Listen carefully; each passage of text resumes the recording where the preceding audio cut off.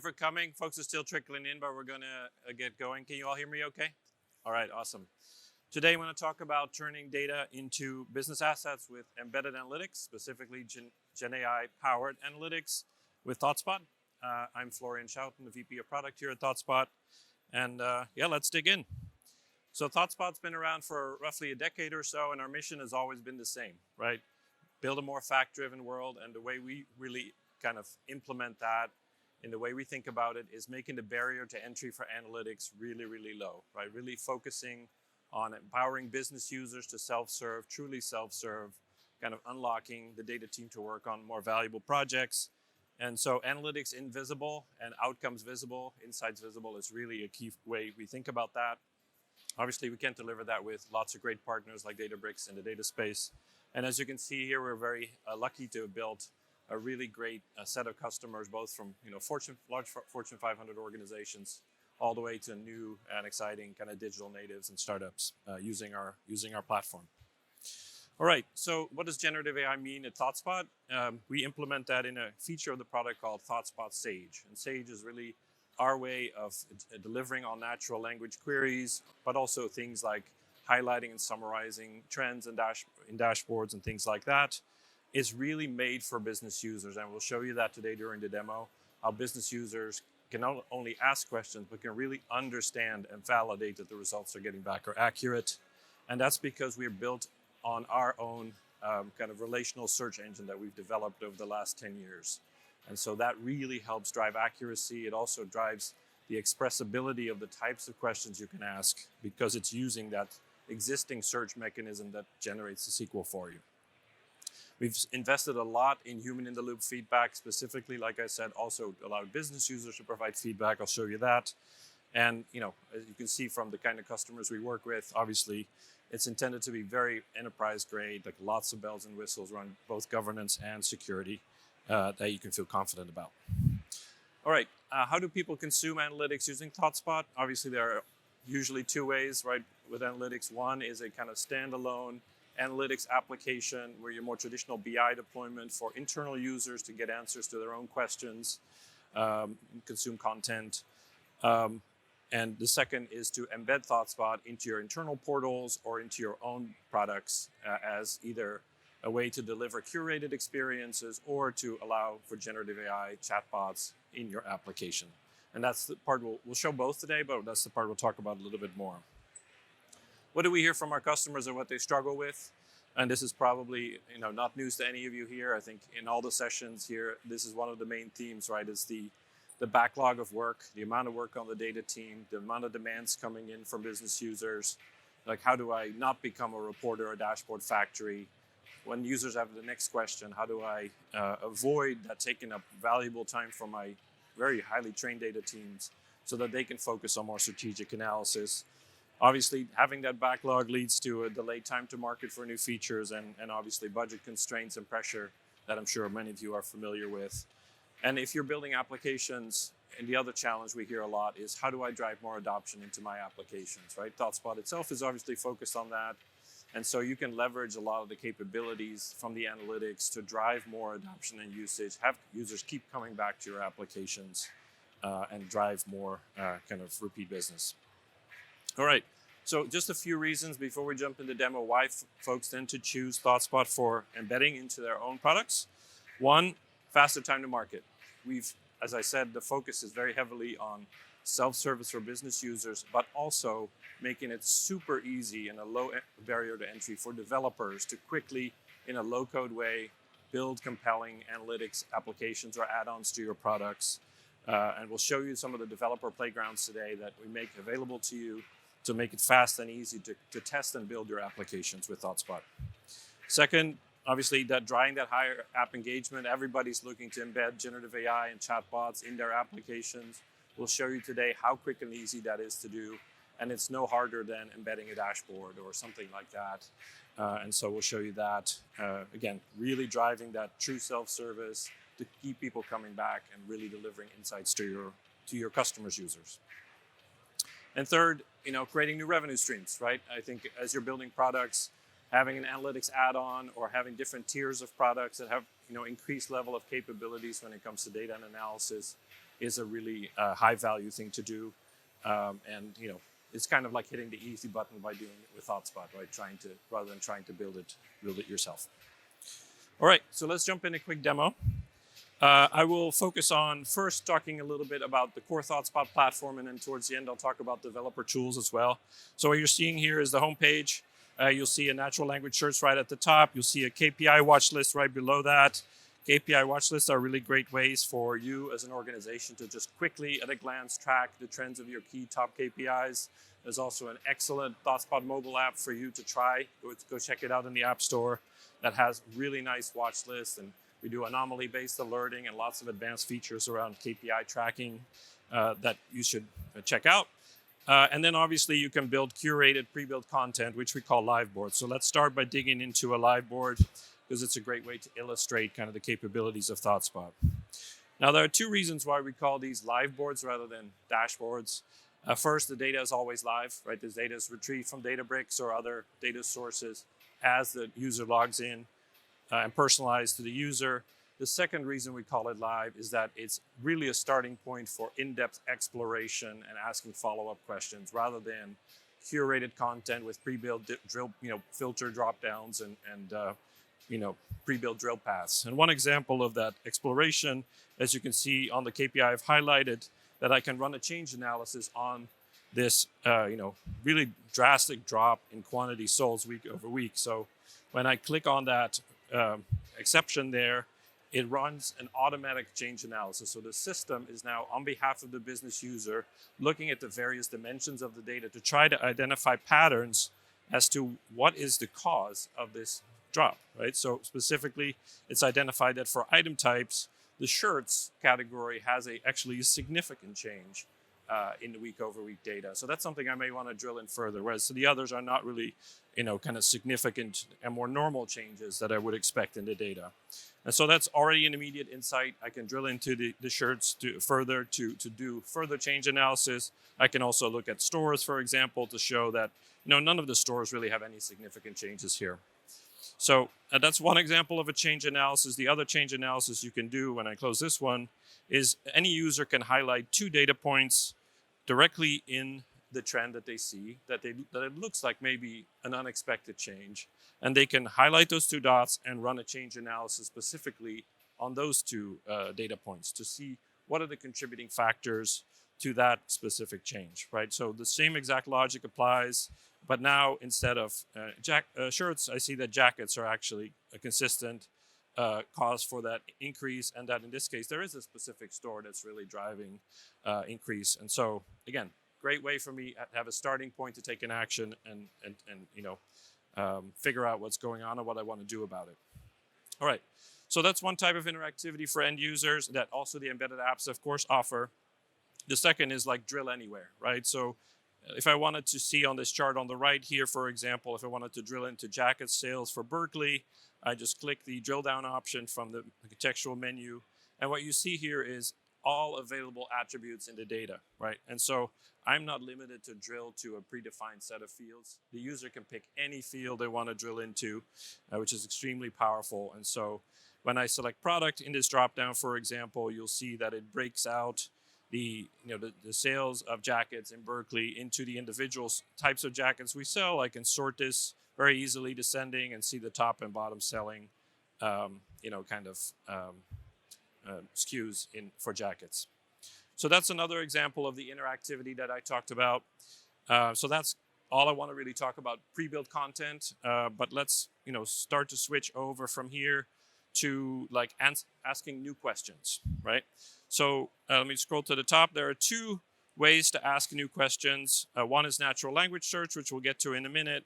But we're going to start with search data, which is an alternate way of doing search in ThoughtSpot. This is the original way that ThoughtSpot built search. And so it's a very kind of well-vetted and complete capability. And it was almost already a natural language search capability, except when you start typing things like sales, item type, it'll start to translate those things to search tokens, right? It starts to translate it to data elements that it knows about, or maybe filters. So if I do last 3 quarters, weekly, as I type, you start to see it translate that into data elements, and even like disambiguate for me, like, hey, what do I mean, right? You said last 3 quarters. I have multiple date fields. I'm going to use this date field. Can you confirm that that's the one you want to use? Similarly, you can see the filter that it creates, and weekly is translated similarly to through a confirmation mechanism into the grain for the chart. ThoughtSpot also automatically selects the best chart type for the data to help you help a business user get started quickly, get their answers quickly. But of course, it can be fully customized. If in this case I want to do a stack bar, it's easy enough for a user to go and change that to a stack bar. The other thing I wanted to quickly show is if I switch it instead of this search to doing sales, for example, by state, just to kind of illustrate the example again of it using the right visualization. It knows that this is geographic data.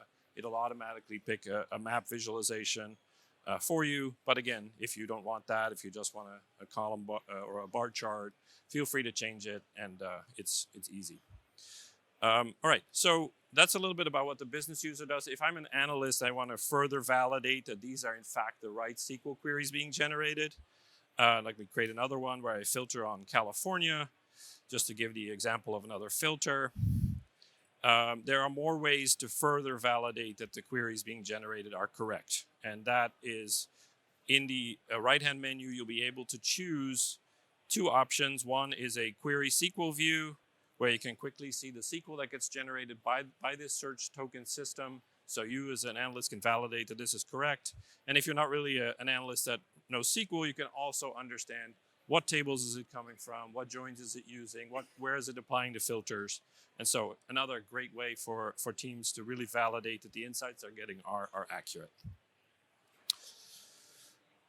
All right, so that was a little bit about the token-based search, which we call search answers. Let's go look at natural language search, right? This is where the generative AI comes in, and it uses generative AI to translate the full natural language question, like in this case, what are the top performing products in California in the last 3 years, to those search tokens, right? So it is not using the LLM to generate the SQL statement. It is using the LLM to translate everything you see in the top bar to specific search tokens, which ThoughtSpot knows already how to generate SQL from the search tokens. And the reason it's nice is that I, as a business user, can also now validate that it interpreted what I said correctly, right? I can see that it, filtered state to California, that it filtered date to the last 3 years, right? And I can also see how it interpreted a little bit more of an ambiguous term, top performing products, right? And so you can see it's interpreted it as sum of sales by product. But if that's not what I want, if I want to use quantity sold as top performing, then I go in and I give feedback and I get dropped into a similar search answers experience that I showed earlier, where I can say, well, actually, I didn't want to use sale, but I wanted you to use quantity sold, right? And so I can click that. I can also say, I only want to see the top 10. I don't necessarily want to see all the long tail. So this is the view that I want you to generate when I ask for top performing products. So I've now corrected, provided feedback to Sage as to how to interpret that question, and I can submit that feedback. Now, when I submit that feedback, not only will it use this the next time I ask this question, it'll also ask me to verify the individual fragments that are part of that question. I don't have to answer all of these if I don't want to, but I can just help to train the system a little bit more. Yes, these are all the kind of interpretations that I want you to make next time I ask these questions. And so that's a great way to kind of collect feedback from users. And again, these are all personal to me at the moment. This feedback is personal to me, and the next time I query, and you'll see when I hit done, I'm going to rerun the same question again. You'll see this top 10 performing, or this top performing products will now use quantity sold and show me the top 10. And if I switch to Colorado and I remove the 3-year filter, because I still have the top performing products fragment in my question, it will still use quantity sold and top 10 products, right? So I'm teaching the system how to respond to my questions. Now, if I'm an analyst, I may want to review the feedback that business users have given. And so here is a interface, the Sage feedback fragment screen, where I, as an analyst, can see all of the end user feedback. And if this top performing products change that this user has made is one that I want all users to use, I can now go and promote this specific fragment feedback to a global feedback. So all users asking about top performing products going forward will now get the top 10 quantity sold response. So that's a little bit about how Sage works, how the natural language works, how ThoughtSpot works. Let's drill into the developer now. So the developer interface is built directly into ThoughtSpot. We have two huge playgrounds for you to work with. The first is around understanding and using the APIs, the REST APIs. So you'll see the REST playground here. I can go into specific API endpoints. I get detailed documentation. And I also have a place where I can immediately just kind of try out running these requests and seeing what responses I get back from the system, right? So very easily, I can, with live data, try out these APIs to see what responses I get. First great tool for developers to be productive super fast, but the more exciting one is the visual feedback system. So what we've provided here is a live kind of sample application, which we call stacks, right? And we're trying to emulate what it would look like when you embed ThoughtSpot in your application. And you can embed, as you can see from the dropdown, either the entire application or a specific live board or just a natural language prompt. So let's start with embedding a live board. I'll select live board from the list. I select a specific live board, the sales live board we were looking at. And when I hit run, you'll see that it's going to render that live board within the embedded application. I can also now start to modify the behavior, right? I get very granular control over the behavior. So for example, if I want to hide the AI highlights feature because I haven't really absorbed how well it works and whether it works on my data, I don't want to show it yet. And I want to hide the explore, I want to gray out the explore button and make it part of a pro offering, let's say. Then very simply, I can go on the left-hand side and say, modify available actions. And then in the code, you'll be able to see that I can now start modifying what actions should be disabled by just picking from a list. So I want to disable the Explorer. I want to hide the AI highlights feature. And then I also want to do kind of a mouse over to say upgrade to Pro if you want to use the Explore feature, right? So I can say upgrade to Pro. And when I hit run, you'll see that the live board will now, let me hit run, that will re-render with these changes applied, right? You no longer see the AI highlight, Explore is grayed out, and it says upgrade to Pro if you want to have that feature. Obviously, style is important, right? Right now, it's using the ThoughtSpot default styles, but we have full CSS support. If you want square buttons and a dark theme, for example, you just simply provide your own CSS. Simply copy and paste it here into the code and run just to try your changes. And now you'll see square buttons, you'll see a dark background, a dark theme. So you can really, really customize the look and feel of the content and control the actions that appear. So make it super easy. All right, so now let's quickly embed a natural language search instead. Instead of embedding a live board, I'll switch to use natural language search. And what you'll see on the right is the Sage search bar appear. You can control again, whether it should show that model selector, whether it, what other things it should show on the screen. The other thing that's very common that we hear is like, I have a search bar in my own application, and when somebody types a search there, I wanted to launch this, but with that query that they had already pre-populated, right? And so you can do that by adding a search query. In this case, we'll just kind of type it in the code, and now when it renders, it'll immediately generate the insight for your business users. So one quick example, there's a lot more you can do here on this. Here's some examples of what our customers are doing with different styling of the embedded capabilities. I'll skip through this real quick, but I want to highlight that we've launched a new capability called Developer Edition. So in addition to a full-featured 2-week trial of ThoughtSpot or ThoughtSpot Embedded, we now have a Developer Edition that's free for a year for you to play around with these tools to get comfortable with them on some sample data sets.